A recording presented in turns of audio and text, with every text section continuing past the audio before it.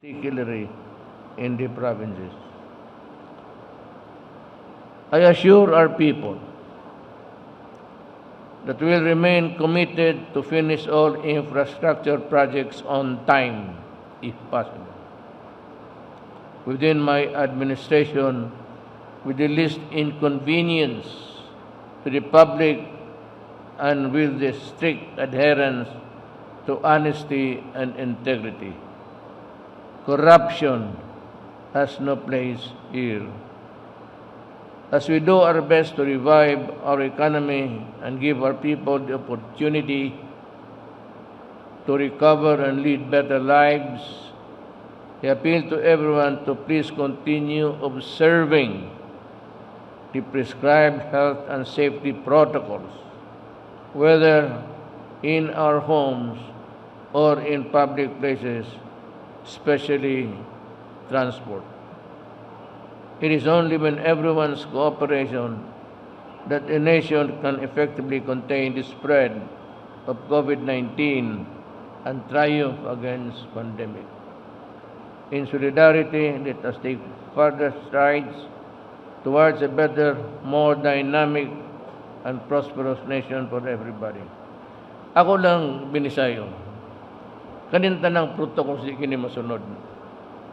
For example, kanang makita ni Mos Manila, Quiapo. How can you? It's because there are so many Filipinos that are cramped in the urban areas. Gamay ramang natuwa sa gawas. Nandyan dati, baski sa sakyanan, you cannot insist on kawawa yung tao. So, pag isa-isahin mo lang tatlong pasahero, mamahal yung pamasahe. Hindi naman kaya ng tao. So, at the very least, mask o face shield for the maximum protection. But in other, especially social distancing, I do not think that we can force our people really to, because it's impossible. Just there are too many Filipinos in the urban areas than in the rural areas. And second, which is really the farthest of all reason, is that we have not been able to implement the family planning program. As I can remember, it was only President Ramos, who was a Protestant, who really insisted on family planning. I am the second. Katoliko ako noon, pero one of the irritants sa amin was really the dynamics of family planning. Talagyan mo ng mga contraceptives. Ayaw ng simbahan eh. Kaya collision course talaga. And one word led to another. Sabi ko, if you cannot honor the separation of state and church, then we will not be able to really to understand each other. So niyan lang po ang iiwan ko sa inyo. It's not because I want to fight the church. It's not be business fighting churches. But it's something to do with the higher policy of family planning sana. We are the second fastest sa increase in population. We are now 110 million. And I really hope that we can do something about this in the future. Sabagay, wala na ako. I will be freed of that worry. But will pass it on to the next generation. Sobra talaga. It's high time that we review and basta sabihin mo kung social distancing. Paglabas pala ng tao ng bahay niya, hirap na siya. He can hardly have the space to move around. So, hindi naman sa kukulangin tayo ng tao. But sana,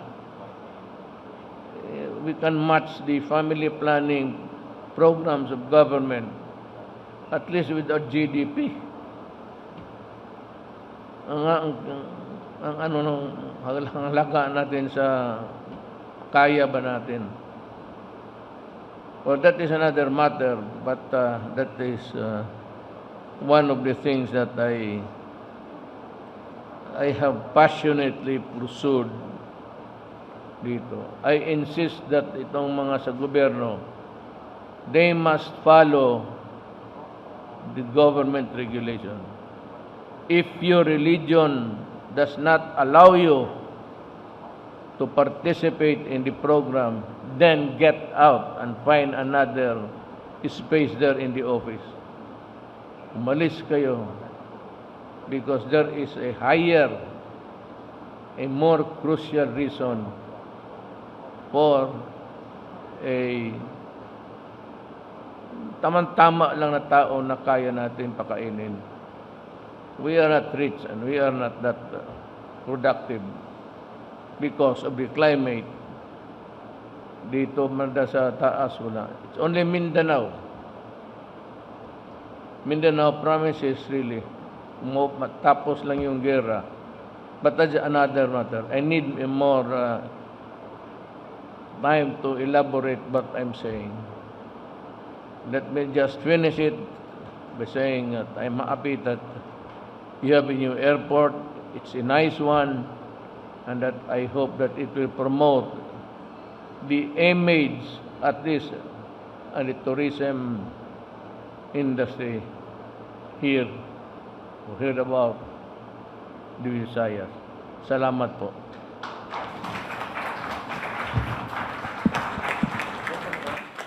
Thank you, Mr. President.